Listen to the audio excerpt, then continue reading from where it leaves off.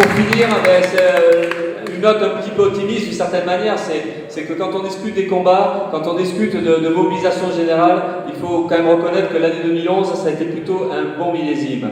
Ça avait commencé avec la révolte des peuples en Tunisie, en Égypte, où cette intervention-là a réussi à gicler les dictatures. Ça a continué aujourd'hui avec la révolte du peuple en Grèce contre la dette, contre les banquiers. C'est aujourd'hui, en ce moment, donc, des appels à la grève générale comme au Portugal la semaine dernière, et cette semaine c'est l'Espagne. C'est aussi de remontée des luttes sociales en Angleterre, en Belgique.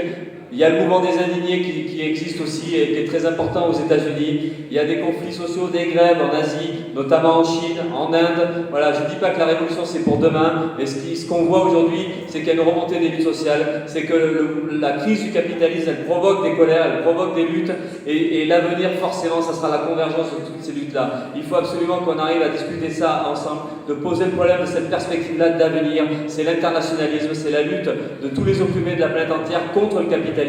Et nous, on a confiance et on défend tout ça.